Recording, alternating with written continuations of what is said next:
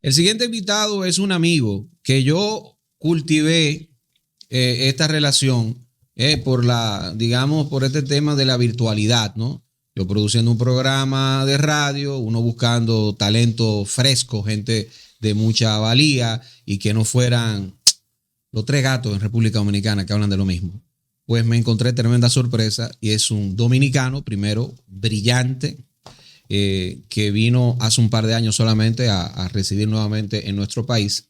Y es un politólogo acabado y tiene, bueno, usted ve su currículum, los papers que ha publicado, bueno, tiene todo el aval para hablar de lo que habla, que es de geopolítica y se enfoca mucho en América Latina, donde ha vivido en varios países, la conoce de pe a pa. Y con él queremos hablar tanto del momento geopolítico que se vive en el mundo, este fenómeno, este ciclón batatero que se llama Donald Trump, y también de nuestra América Latina, sin dejar tampoco de mencionar a República Dominicana. Está con nosotros Elvin Calcaño. ¿Cómo estás, hermano? Hermano, gracias por la invitación, gracias a ustedes por el espacio. Bienvenido, ya empezó mal, Edwin. ¿Qué pasó? Llamar a Trump, ¿cómo fue? Ciclón batatero. Ya empezaste mal. Un ciclón batatero. Claro, un ciclón batatero. Háblame de este momento geopolítico que se vive, Elvin. Dicen expertos en el tema que se vive una reconfiguración y es tripolar. Bueno, sí, hay varios elementos, yo diría, que están influyendo en el curso geopolítico que está tomando el mundo. El primero, en términos muy concretos, es la elección de Donald Trump en Estados Unidos, que tiene una serie de elementos rupturistas desde el punto de vista de la postura que él tiene y los sectores de poder que hay detrás de él respecto del orden internacional del que se sirvió Estados Unidos por lo menos en los últimos 60 años, desde la Segunda Guerra Mundial. Tenemos que entender en ese sentido, y la geopolítica sin perspectiva histórica es imposible entenderla, porque la geopolítica se ve a partir de procesos históricos de cómo se encadenan en términos de correlaciones de poder mundiales.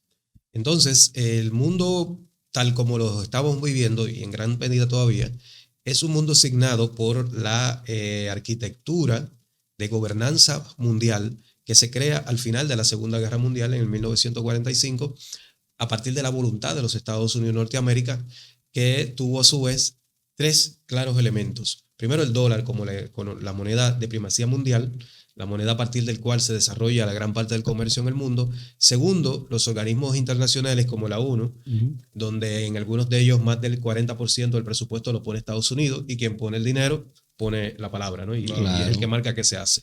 Y por otro lado, que esto fue posterior a eso, pero que también influye mucho, que es la globalización. La globalización, hoy tan denostada por las tendencias ideológicas predominantes, que se habla de globalismo, ¿no? Y algunos aventureros dicen que eso tiene que ver con lo progre y una serie de cosas descabelladas, pero la globalización fue una estrategia geopolítica de los Estados Unidos para crear un esquema de intercambio comercial y de relaciones políticas y culturales favorables hacia sí.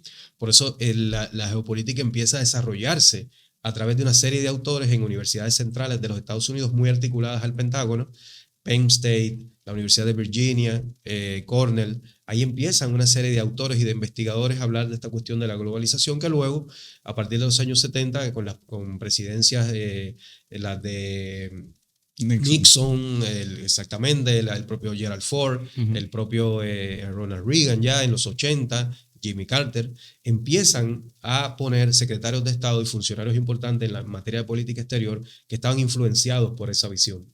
Entonces, de la globalización, y por eso menciono este punto, porque nos conecta con lo otro que quería decir, hoy lo que está en crisis también es la globalización, porque hay un proceso de desglobalización. Exactamente. Y esa desglobalización tiene un signo específico, que es Estados Unidos saliendo de posiciones que tenía luego de haber diseñado esta arquitectura. Disculpa, ¿y la Unión Soviética qué papel jugó en esa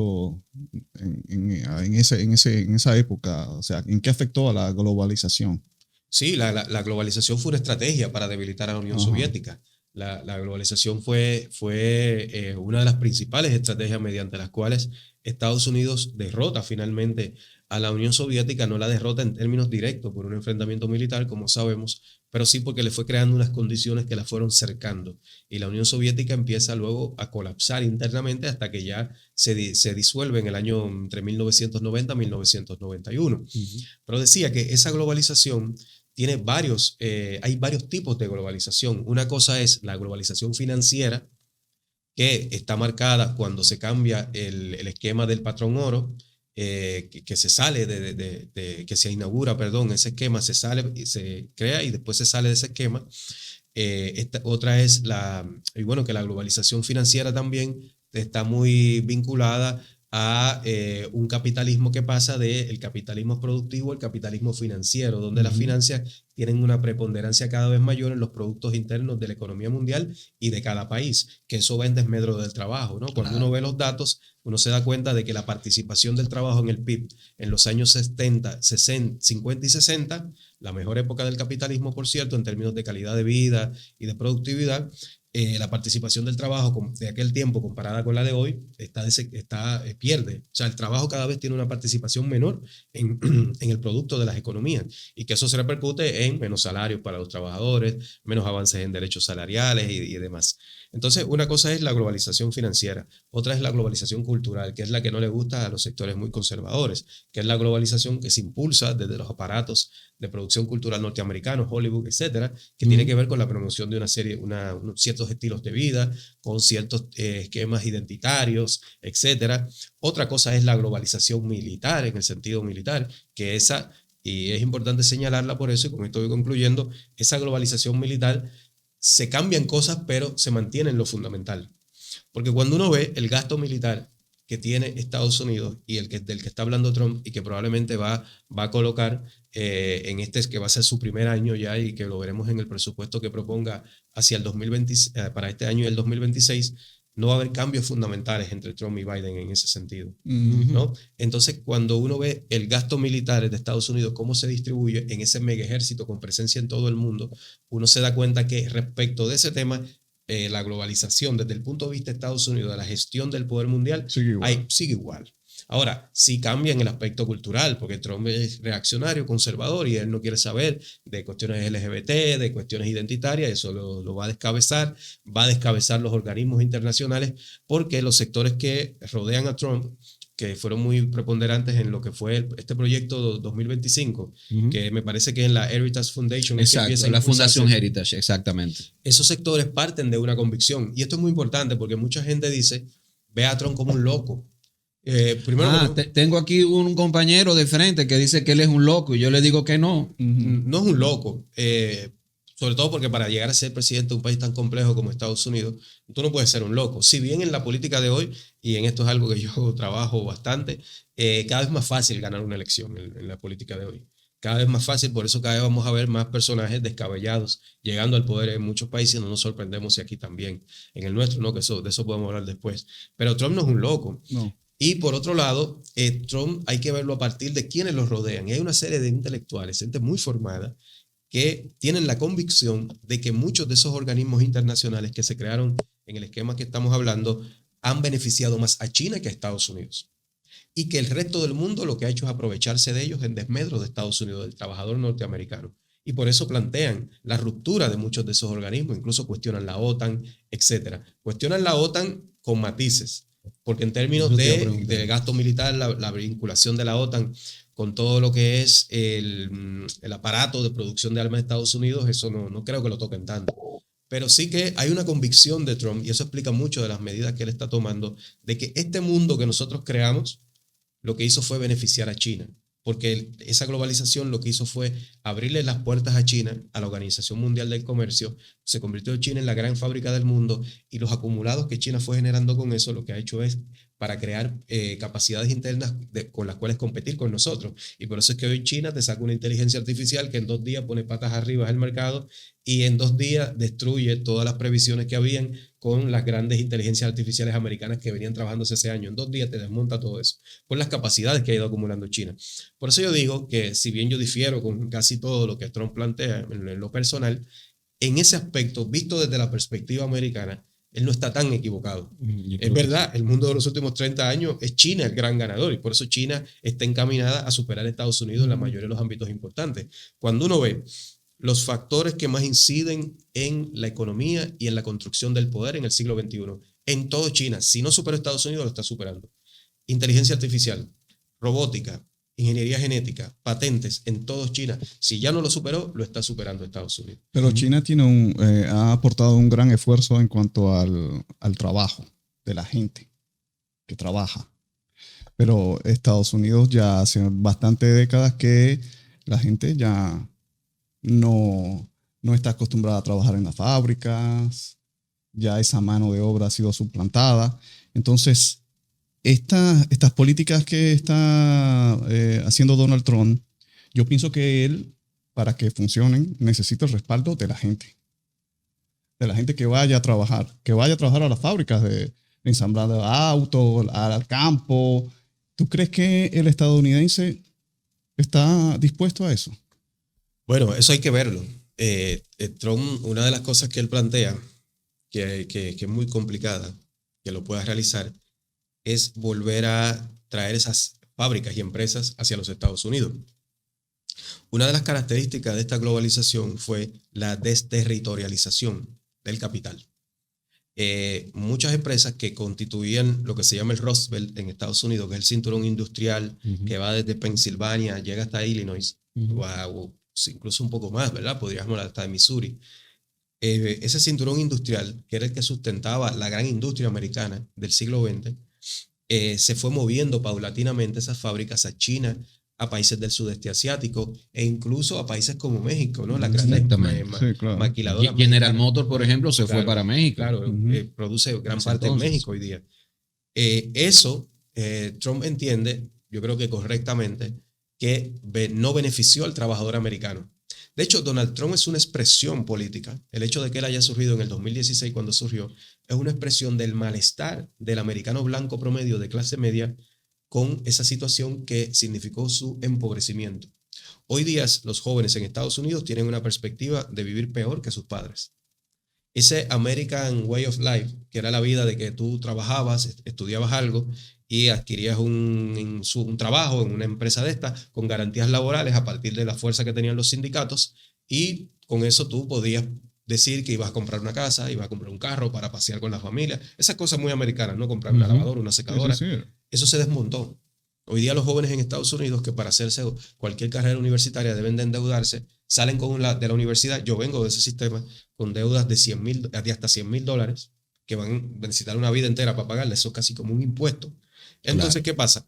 Que Trump es una expresión de ese malestar, que los demócratas, que se volcaron demasiado a una política que lo que representa es más a las clases medias acomodadas, intelectualmente cultivadas, que se preocupan por cuestiones identitarias, por ese tipo digamos, de temas, mientras que este americano empobrecido estaba preocupado por otras cosas, y Trump supo hacerles un planteamiento político que conectaba con sus preocupaciones.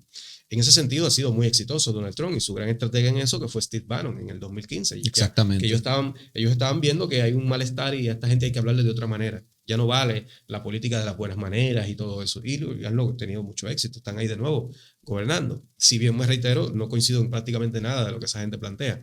Pero entonces Donald Trump, claro, ahora plantea que eso se pueda, pero yo eso lo veo muy complicado.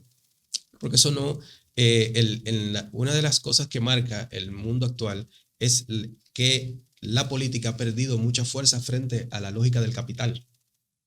Se ha ido perdiendo el balance que se necesita en toda sociedad para que funcione de manera equilibrada y se pueda crear calidad de vida a la mayor parte de la gente. Siempre ha sido, desde en la modernidad política, estamos hablando de los últimos 200 años, un balance entre la política y la economía, un balance entre el Estado y el capital.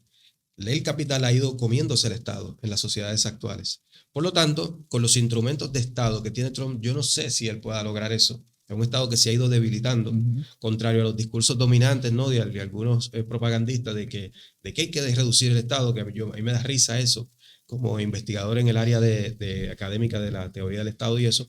A mí me da un poco de risa porque yo digo, pero ¿qué es lo que van a hacer? ¿Lo van a eliminar por completo? Porque el Estado, cuando tú ves los datos históricos de cómo era el Estado en principios del siglo XX, cómo era el Estado en los años 40, 50, cómo era el Estado en los años 70, cómo era el Estado en los tiempos de Trujillo, por ejemplo, aquí, y lo que es el Estado hoy, y hay una diferencia abismal en términos de la capacidad del Estado. Se ha ido reduciendo significativamente.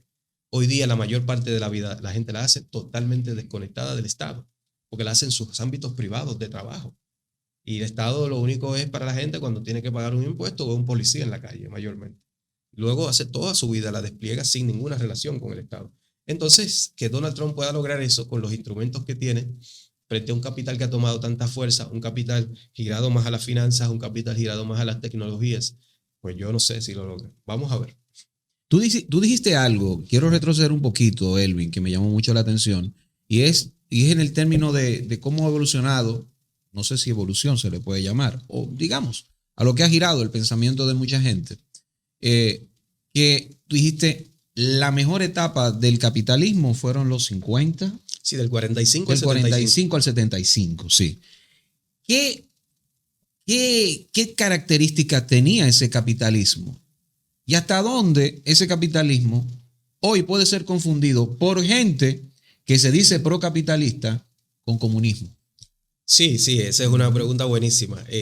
Bueno, las características fundamentales de ese capitalismo es que se desarrollaba a partir de un pacto entre el capital y el trabajo, que derivó en los estados de bienestar. Había más distribución de la riqueza. Había mucho más distribución, se le cobraban más impuestos a las rentas altas, a las ganancias de capital.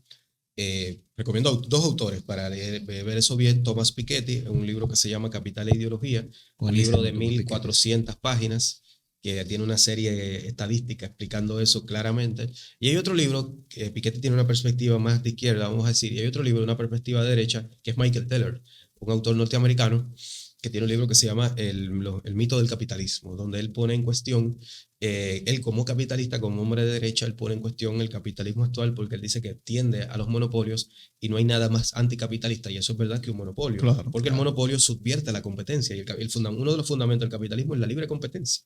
En los monopolios actuales, por ejemplo, Amazon es un monopolio terrorífico. Claro. Walmart, Google es un monopolio, controla como el 89% de las búsquedas de internet. Eso es un monopolio de manual. Y Michael Teller critica eso, ¿no? Como hombre de derecha. Y yo recomiendo a esos dos autores en ese sentido. Entonces era un capitalismo de ese tipo que le otorgaba más garantías al trabajador.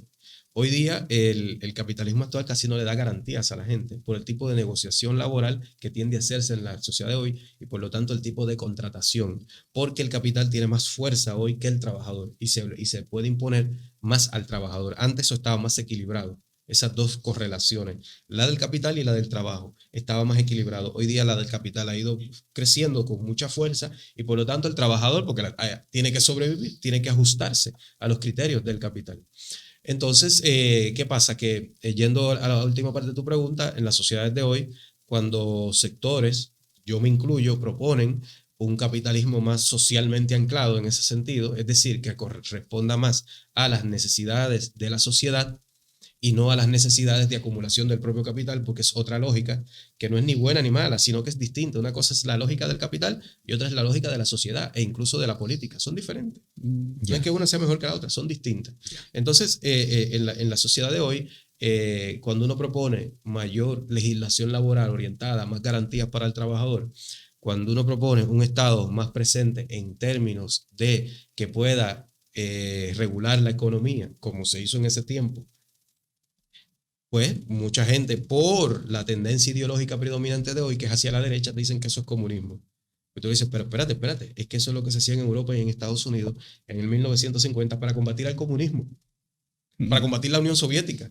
Entonces, pero hoy en el mundo de la estupidez de hoy se puede decir cualquier cosa. Y entonces, bueno, pues es así muy complicado. Frente al tipo de discusión que se da hoy, donde se dice cualquier cosa, y sí, eso que tú dices conecta con alguna gente que ya cree en eso, se convierte en verdad. Pero la realidad es que esa fue la mejor época del capitalismo y que estuvo marcada por el hecho de que el capitalismo adoptó ese tipo de medidas orientadas a combatir al comunismo. Porque el comunismo planteaba era acabar con el capitalismo. Y el capitalismo, lo que dijeron fue, en Europa y Estados Unidos, finalizar la Segunda Guerra Mundial. Para esta gente están avanzando. La Unión Soviética, el bloque del Este. Tenemos partidos comunistas en nuestros países. En Italia estamos hablando de que en los años 60 y 70 el Partido Comunista era el partido número uno. No gobernó por unas alianzas que no se pudieron dar, pero era el partido mayoritario. Estaban los comunistas y socialistas en Francia. estaban los comunistas y socialistas en otros países importantes de Europa, la socialdemocracia, que tenía tendencias mucho más de izquierdas que las que tiene hoy en países como Suecia. En Suecia la izquierda gobernó 71 años consecutivos. 71 gobernó en Suecia la izquierda, que es hoy día el país donde mejor se vive del mundo. Entonces se dieron ese tipo de dinámicas y tuvieron que, para evitar que este comunismo venga para acá, vamos a tener una mayor presencia en que el capitalismo fuera más social, para simplificarlo, para evitar que esta gente ganen y nos quiten todo. Porque si vienen nos iban a quitar todo y cediendo un poquito nos quedamos nosotros con algo. Paradójico, ¿ah? La asistencia de ese enemigo, viéndolo al enemigo, viéndolo al comunismo, la asistencia hacía que el capitalismo pues sea más beneficioso para quien lo practicara. Elvin, y se me ocurre con eso que tú has planteado, que la izquierda entonces, tras el desmantelamiento de la Unión Soviética y tras el triunfo, por así decirlo, ¿no? de ese modelo capitalista, sobre todo del capital financiero o financista, no sé cómo se dice, eso de alguna manera fagocitó a la izquierda y le hizo perder peso, la hizo en vez de roja, rosada.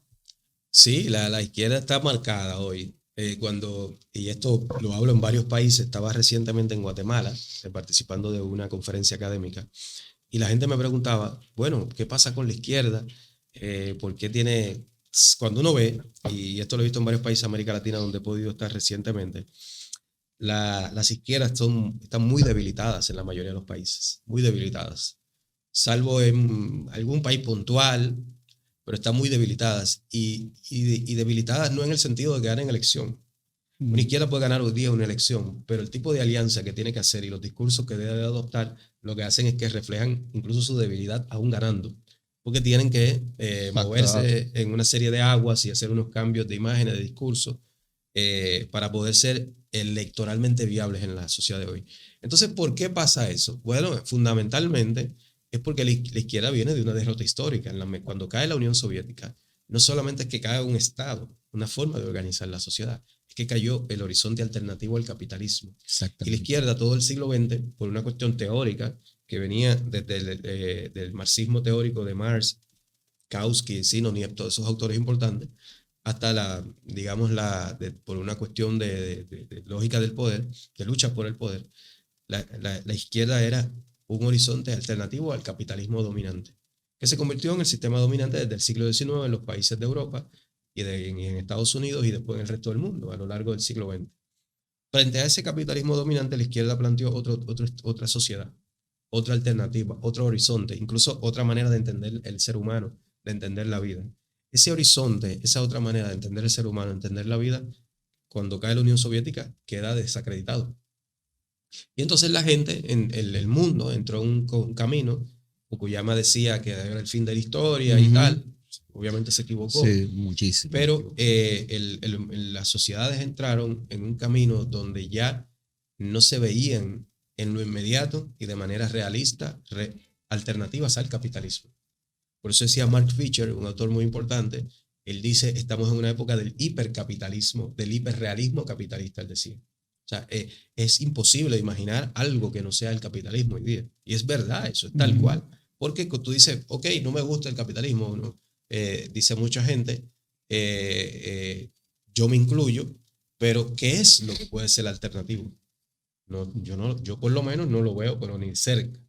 En ese sentido, la izquierda está en un momento histórico muy complicado porque tiene que regenerarse, tiene que dotarse de otros instrumentos teóricos y de análisis de la sociedad. Bueno, no tan de otros, pero sí reconfigurar lo que ya pensó, lo que actuó, lo que propuso en sus discursos, y tiene que tratar de adaptar eso a unas nuevas sociedades donde el horizonte de vida que tú le planteaste ya la gente no cree en eso. No creen eso tal cual. Y entonces, por lo tanto, es un momento muy complicado para las izquierdas y muy favorable, y eso lo estamos viendo en todo el mundo, para las alternativas de derecha. Exacto. Están en un gran momento. ¿Cómo ves entonces América Latina en torno a este tablero geopolítico que se está dando ante lo que parece, ¿no? Con lo que ocurre en Ucrania, con esta para mí, victoria clarísima de Vladimir Putin en su operación en Ucrania y este acercamiento que está muy claro, este acercamiento que tienen Trump y Putin, y de seguro que no se va a quedar fuera de ese reparto China, no se va a quedar fuera de ese reparto. ¿Cómo tú ves América Latina en todo esto? O sea, ¿tú ves algún espacio, algún resquicio para lo que dicen algunos autores como Marcelo Gullo, el mismo, bueno, también el coronel Pedro Baños desde España, de abogar por una suerte de unión, de una hispanidad ahí, de un rescate de la hispanidad? Yo no sé si encabezado por España y Portugal, no sé, pero un reencuentro piden ellos. Bueno, eso es algo que a los conservadores españoles, de los cuales se parte el coronel Baños, han planteado hace tiempo. Hay un filósofo español que influye mucho en él, que se llama Gustavo Bueno, del siglo XX, que ya hablaba de cosas de ese tipo. Creo que Ortega y Gasset llegó a decir algo, más desde una perspectiva liberal conservadora, tradicional europea. Pero bueno, eso de la hispanidad es complicado. Cuando uno lo ve en perspectiva histórica, a mí me gusta estudiar a los chinos por varias cosas y trato siempre de investigar y leer autores chinos. Y una de las cosas que uno ve en los chinos es que ellos tienen mucha perspectiva histórica. Para los chinos, un fenómeno del que solo hayan pasado 100 años es muy reciente para evaluarlo completamente. Por ejemplo, la propia revolución china, donde gana el comunismo chino, con Mao y sus camaradas en el 1949, ellos lo ven como una cuestión todavía reciente y que está incluso todavía configurándose y creándose. En que estamos en una etapa de ese proceso, ellos dicen. Sí dicen ellos, ¿no? Entonces, ¿qué quiero decir con esto? A mí me parece que desde un punto de vista histórico, en América Latina todavía las ciertas heridas del proceso colonial no están sanadas en América Latina. Y mientras eso esté así, hablar de hispanidad va a ser una quimera conservadora fundamentalmente, legítima, pero quimera, porque hay legados del proceso colonial en Estados Unidos, marcado por España, como el del racismo en países como los andinos en América del Sur, donde las poblaciones indígenas todavía viven en condiciones abyectas y sufren mucho discrimen, etc. Las poblaciones afrodescendientes en países como Ecuador, como Colombia, y en general de América Latina, que también están marcadas por ese proceso. Entonces, como es normal, hay mucho resquemor, hay mucha incomodidad en sectores importantes de América Latina de plantear articulaciones de ese tipo basadas en la hispanidad, porque se cuestiona el hecho mismo de la hispanidad. Se habla, por ejemplo, sectores en América del Sur hablan del Abya Yala, por ejemplo. Abya Yala es un término que utilizaba un pueblo indígena que vivía en lo que hoy es Panamá para referirse a todo el continente. Y por eso ellos prefieren hablar del Abya Yala o prefieren hablar de Sumacausa en el Ecuador, que tiene que ver con la sabiduría ancestral, o prefieren hablar con el Sumacamaña en otros pueblos también, etc. Entonces, yo lo veo difícil, si no imposible. Yo prefiero hablar, y esto lo hablaba con amigos allá en España cuando estaba estudiando allá, de un tipo de hispanidad centrada en los pueblos, más que una hispanidad centrada en un concepto de unirnos nuevamente, porque unirnos ¿en qué sentido? Porque cuando estábamos unidos éramos colonias, cuando estábamos unidos aquí había esclavitud, aquí se mataba gente. Nos vamos a unir en ese sentido, cuando hablan de un reencuentro. ¿Pero cuál reencuentro? Porque cuando tú dices hacer un reencuentro, es para volver a algo. ¿Vamos a volver a eso? Claro que no. Entonces, yo lo veo complicado. Menciono todos estos elementos con los cuales no estoy de acuerdo con todos, pero sí los menciono para que veamos la complejidad de esa cuestión de una suerte de articularnos a partir de algún tipo de hispanidad.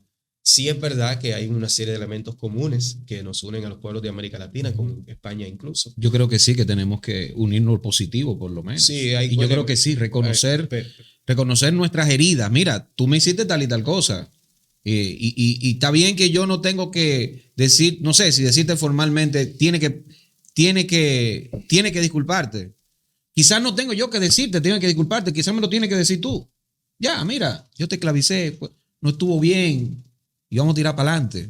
No Pero sé, habría que un diálogo. porque Un diálogo histórico verdadero. Pero porque no es que no hay que pedir perdón. Yo creo que sí, que hay que pedir por lo menos disculpas.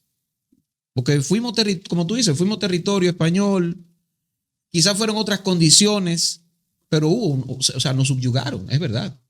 Eso también es cierto. Pero no somos nosotros una creación de España, prácticamente. Y ese reclamo, quizás los que moralmente puedan reclamar eso sean esas comunidades indígenas, por ejemplo, que viven aún con su lenguaje. Claro, que pueden encabezar, tú dices. Exacto, ese reclamo. Más que Claudia Sheinbaum. Más que es tú, judía. más que yo, porque ¿qué somos nosotros? Más que Claudia Sheinbaum, que es judía. Nosotros somos... y formada sí. con los Rockefeller. Nosotros somos una creación de ese mestizaje, que incluso somos nosotros mismos los que muchas veces discriminamos a esos aborígenes, a esos indígenas, ¿no? Entonces ahí es que no entiendo bien. ¿Por qué nosotros, o sea, nos levantamos y le reclamamos a España? ¿Por qué? No somos España. No somos una creación, un mestizaje. Somos algo nuevo. Bueno, yo no me considero de España. No. no, digo yo en parte. O sea, somos una mezcla. Sí, no, sin duda. El Yanomami no es una mezcla. Sin duda. Pero ahí, más que un reclamo, yo diría, de pedir perdón, es un poco más complejo, porque tiene que ver con elementos que se refieren a cuál es el lugar de muchas de estas poblaciones en América Latina, que después de las independencias, eso todavía no está ni siquiera definido bien en muchos de los países de América Latina. Tiene que ver también con el hecho de que, si bien, claro, tenemos una herencia española importante, pero también tenemos una herencia africana. Tenemos una herencia africana que, por lo menos aquí en el Caribe, en algunos aspectos es mayoritaria que la española. Como comemos, quien haya ido al occidente africano, yo les recomiendo a la gente que nos están viendo y escuchando, vaya usted a Costa de Marfil, Ghana, uno de esos países, no es tan caro incluso. Después vaya a España y dígame en cuál de ellos se come más parecido aquí. Se le puede desmontar muchas de las ideas, ¿no?, de la hispanidad y todo eso. Entonces, de la hispanidad, yo le digo hegemónica, porque en una hispanidad diferente que incluya a todo el mundo, yo creo en eso. Cuando yo estaba en España, y yo se lo decía a los amigos españoles, hay un montón de cosas que me gustan y con las que me siento incluso familiarizado, que veo allá. Y eso habla de una historia, pero también tenemos otras historias en América Latina. Tenemos una herencia africana muy importante. Sí. Tenemos una herencia indígena, sobre todo en los países del sur. En los países como nuestro del Caribe eso es más simbólico, porque aquí ya en el siglo XV, XVI ya no habían indígenas prácticamente. No, imagínate, no había para dónde coger. Y que fueron exterminados muy rápido. 80 años después de ya la llegada de españoles, las crónicas hablan de que no había ya. Mientras que en esos países todavía hay. Y hay países como en Bolivia que son el 60% de la población. En Ecuador son el 14%. En Perú son el 20%, etc. Que ahí hablamos de otro tema. Entonces, en definitiva, porque es un tema complejo que requeriría casi un programa sobre eso. Yo diría que sí creo algún tipo de hispanidad, pero diferente a la hispanidad hegemónica que plantean desde una visión muy de España. Hay que plantearla desde una visión latinoamericana que se articule con visiones de españoles.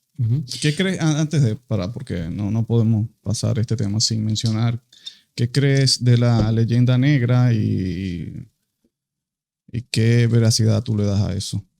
La leyenda negra a mí me parece que... La leyenda negra española, perdón. Sí, eso es un debate entre imperios coloniales, excoloniales europeos, sobre todo entre franceses y españoles y británicos, que yo diría que eso es un debate entre ellos, porque la realidad es que todo régimen colonial del pasado fue criminal, fueron asesinos y saqueadores. Eso es un hecho. Que como todo en la vida, nada es completamente negativo, dejaron cosas muy positivas. Los sistemas coloniales del pasado, que correspondían también a un momento histórico que no es el actual, por lo tanto no se puede ver eso con ojos de hoy, sino desde la complejidad del pasado, pero sí entender la repercusión que eso tenga en el presente y cómo en el presente podemos superar las taras negativas que nos hayan dejado esos procesos. Pero eso de la leyenda negra, vuelvo y digo, es un debate entre británicos y españoles en términos de quién mató menos durante la colonia y quién fue.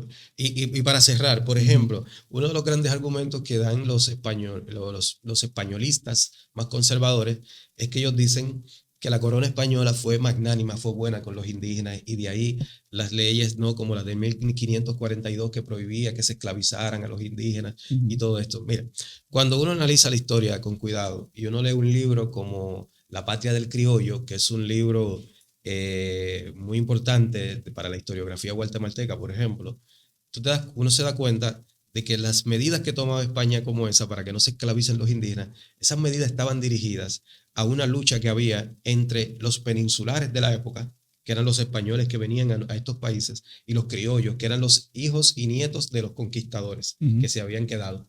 Entonces ellos tenían una lucha del poder, porque por ejemplo los cabildos eran, que es como hoy día sería algo así como una alcaldía, eran dominadas por los criollos, porque eran la gente más directa que gestionaba el poder. Pero las gobernaciones eran gestionadas por españoles peninsulares. Ellos tenían una lucha. A los españoles no les convenía que esclavizaran completamente a los indígenas, los criollos sí, porque eran los que tenían la relación directa con el indígena. Entonces, en medio de esa lucha, la corona española se decantó en el siglo XVI a favor de los peninsulares y les quitó a los criollos esa posibilidad de poder esclavizar a los indígenas, pero sí se podía esclavizar a los negros africanos. Entonces, eso era una lucha interna que ellos tenían. España no es que era un régimen bueno y quería a los indígenas y los apreciaba. España vino, descubrió estas tierras para la vista de ellos porque ya existían, creó una estructura de poder, dejó cosas muy positivas, hizo otras muy negativas.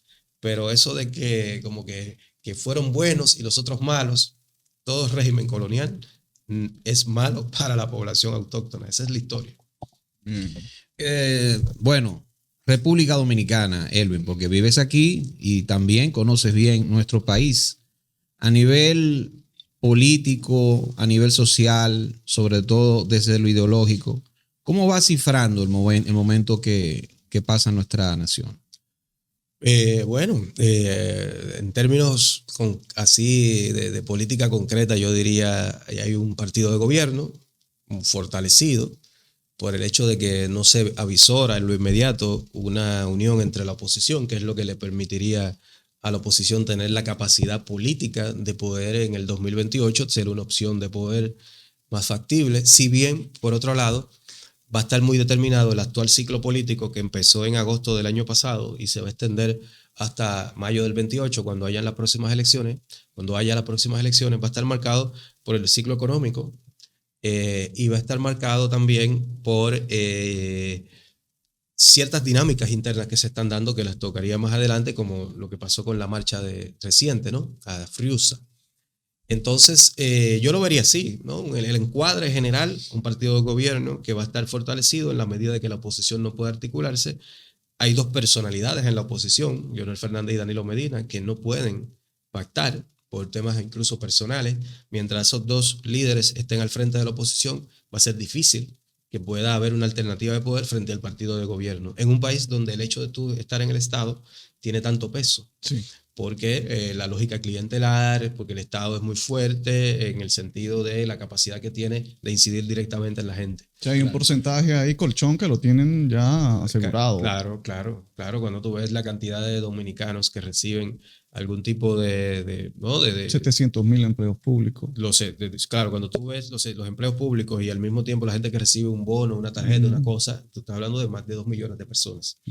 Que eso directamente, quien dirige el Estado tiene una capacidad de incidir en cómo esa gente va a votar. Incluso con los instrumentos que ahora tú puedes, incluso en tiempo real, saber dónde están el día de la votación. Incluso el tema de la abstención electoral beneficia al partido de poder, porque esos que dejan de votar, pues permite que esas personas que se mueven en base a lo clientelar, pues voten y se impongan a una oposición que, como bien dices, no se articula tampoco, no se une. Y entonces voy a esa gente que ha dejado de votar. Y voy entonces a movimientos que están teniendo adhesión. Notable adhesión. ¿Qué opinas de eso? ¿Para dónde va esa sociedad y ese dominicano que está desencantado? Sí, el tema de la abstención es clave, a mí me parece. Yo lo mencionaba en varias entrevistas que tuve luego de la votación en algunos medios del país, porque cuando uno ve los datos del 2020 y los compara con los del 2024, empieza uno a ver que la abstención se está convirtiendo en un elemento estructural del comportamiento electoral del dominicano. ¿Por qué? Porque en el 2020 hubo una abstención significativa comparada con las elecciones anteriores. Pero uno decía, bueno, hubo una pandemia, la gente tenía miedo. No, es que en el 2024 no había pandemia y la gente también en la misma proporción no votó. Ya hay una población dominicana que cuando uno la ve en los datos desagregados, se puede tener un perfil de clase media hacia clase media baja y de unos rangos de edades no mayor, joven se podría decir, que entiende que no vale la pena votar, que no se siente identificada con las alternativas políticas existentes. Eso tiene una explicación posible, que es una tendencia mundial de que la gente no se siente identificada con la política y que la gente no cree en la democracia. Eso es una de las grandes tragedias del siglo XXI, que uno lo verifica en muchas sociedades cuando uno estudia eso, y es que hay una tendencia a que la gente no cree en la democracia, entiende que la política no sirve para nada, todos son corruptos, la política no produce, yo como quiera tengo que trabajar, etcétera, y se desvincula de esa cuestión de la política la gente, de algo que es tan importante. Tiene esa explicación fundamentalmente, me parece, pero por otro lado tiene una serie de consecuencias que tienden a no ser muy buenas.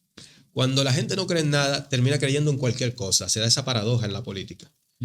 Muchos de los fenómenos políticos que nosotros vemos hoy día en América Latina y en el mundo, de personajes absolutamente improbables, pero que han llegado al poder, es por eso, es porque la gente dejó de creer en lo que había y este personaje me planteó algo nuevo, disruptivo y que iba a acabar con todo y lo voté. ¿Hablas de Milei? Claro, ahí hay fenómenos desde la derecha hasta la izquierda. Hablas de Trump. Milei, Trump, ahí está Bukele, ahí estuvo Hugo Chávez en su momento en Venezuela. Ahí hay fenómenos, tenía elementos de ese tipo. Pedro Castillo en Perú, que uno ni cifrarlo bien podía. Que salió en un caballo. Disculpa, a Hugo Chávez creo que hay que sacarlo un poco de allí, ¿no? Porque hablas de improbable y Hugo Chávez es un hombre que estaba conspirando desde los años 70 políticamente. Pero bueno, desde los años 80. Compararlo con un Milei, que era un showman de televisión. No, pero claro, a Chávez no le... Es una figura militar, o sí, sea que... pero a Chávez sí, no le coloco lo de improbable, pero sí que fue una expresión del desapego de la gente con lo que había. Claro. La gente dejó de creer en Adey Copey, que eran las alternativas políticas tradicionales. ¿Qué es lo que está pasando aquí en República Dominicana? Exacto, ahí va. Entonces, en los países donde se ha dado este fenómeno y que no es bien canalizado por la sociedad, las alternativas que vienen no son mejores que las que había. Suelen ser peores. Porque en política, y esto yo creo que como ejercicio, lo trato de decir en muchos espacios, en distintos países, tenemos que creer en la política. Pero creer en la política no es que a ti te guste el PRM, el PLD o la Fuerza del Pueblo. Creer en la política es que te preocupes por los asuntos públicos. Es una cosa diferente, lo otro es partidismo. En este país se le llama política a cuestiones que son partidistas. Y la gente te dice, no politice eso. No, tú lo que estás diciendo es que no lo partidices. Exactamente. Pero politizarlo hay que hacer todo el tiempo, porque los temas que son de interés general hay que verlos y discutirlos y debatirlos y siempre van a ser polémicos, porque tenemos opiniones diferentes. Nosotros tenemos opiniones, los tres que estamos aquí tenemos opiniones diferentes, sobre, por ejemplo, sobre los impuestos, sobre la seguridad. Vamos a tener, y son en temas de interés público. Entonces es normal que sean polémicos. La cuestión es que se partidicen en el sentido de que se vea de una óptica de un partido político, cuando tiene que verse de una óptica de lo general. Claro, lo vemos como si fueran equipos de béisbol. Claro. Tú eres del Licey, yo soy del Águila, y lo que tú hagas no importa, siempre va a estar bien porque yo soy Licey. Claro, y eso es un mal ejercicio ciudadano. Y eso hace que muchas porciones de la gente ve eso y empieza a desapegarse de la política y empieza a crear en cualquier cosa. ¿Y a dónde era que iba al final? En el punto que quería cerrar, es que cuando uno va a votar, el voto es muy serio. Es un ejercicio extremadamente serio porque estás definiendo el destino de tu sociedad, tu país. En el caso del nuestro, que vamos a votar cada 4 años, se está definiendo el curso que va a tomar nuestra sociedad. Y eso repercute hasta en la multa que te cobran, repercute en cuánto tú pagas de luz, repercute en cuánto impuestos te cobran cuando tú compras un chicharrón. Eso repercute en todo, es muy serio. Entonces, ¿qué pasa? En la política, por la implicación que tiene, si tú no tienes equipo y estructura, es muy difícil que tú puedas gobernar. Y lo que está pasando con estos nuevos fenómenos que surgen, individuos sin partido, sin estructura, pero no estructura de tigre para buscar votos, es estructura en el sentido de tú tener cuadros intelectuales y técnicos para dirigir el Estado. Porque tú no puedes poner a dirigir el Ministerio de Hacienda a un amigo tuyo porque hizo un curso de 4 meses de economía en Internet. Tú tienes que poner a una persona formada en ese tema, que haya tenido una trayectoria, que sepa cómo funciona el ámbito privado, cómo funciona el ámbito público. Entonces se necesita un equipo. ¿Qué pasa con estos fenómenos? Que la gente les gusta y se hacen virales, vota por ellos, pero después llegan al poder y no saben ni con quién gobernar. Yo tuve una experiencia trabajando en un escenario electoral, asesorando de una persona que ganó una alcaldía de una ciudad muy importante de América Latina, que no tenía ninguna posibilidad. Él era un empresario, buena persona, incluso es una persona muy jovial, pero él ganó por el desapego que había con la gente. Un mes antes de la elección, él tenía como el 4% y terminó ganando por un punto. Y esa experiencia la conocí de primera mano. El día de la elección, por la noche, él empezó a llamar amigos a ver quién lo podía ayudar para los puestos porque no tenía a nadie. Y conozco un amigo que terminó trabajando con él y él me dijo, no, es que me llamaron y yo fui a una reunión, pedí libre de mi trabajo, fui, me ofrecieron y yo dije, pues vamos. Y estaba dirigiendo una institución después esa persona. Afortunadamente no le fue tan mal, pero eso es lo que pasa con este tipo de fenómenos. Entonces cuidado a la gente con eso. O sea, sí, votar por lo diferente, por lo nuevo. Yo creo en lo diferente y en lo nuevo. Pero saber por qué se vota. Cuando una alternativa nueva se te presenta políticamente, lo primero que hay que preguntarle, oiga, ¿usted tiene equipo? ¿Cuál es su programa para el tema fiscal? ¿Cuál es su programa para el tema de seguridad, para el tema de educación? Si no te sabes responder eso en términos de que tiene un equipo para ello, cuidado. Muy bien. ¿Qué piensas sobre el tema haitiano aquí en la República Dominicana y la cantidad de ciudadanos haitianos en condiciones de ilegal? ¿Tú consideras que estamos ante una emergencia? Sin duda, hay mucha migración ilegal en el país, hay muchos haitianos, dicho en sentido dominicano en general. El problema con la diferencia que yo tengo con la tendencia dominante es el enfoque que se le da. Cuéntanos.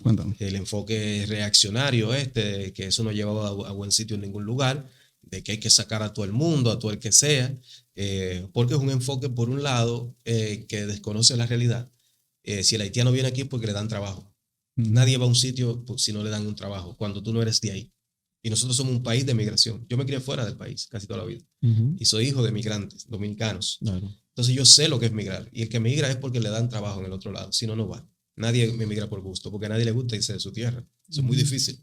Incluso para ellos, que Haití es un desastre, no es fácil irse de allí, porque aunque un desastre es el sitio de ellos, Claro. donde están. Entonces, entonces, primera premisa, si el haitiano viene aquí porque le dan trabajo. Entonces la pregunta es, ¿quién es que le está dando trabajo? ¿Qué sector de la economía es que se está beneficiando de esa mano de obra barata que va en desmedro de la mano de obra dominicana? Que el dominicano ya no quiere trabajar en la agricultura, ya no quiere trabajar en la construcción. Bueno, si le pagas bien, va a querer trabajar.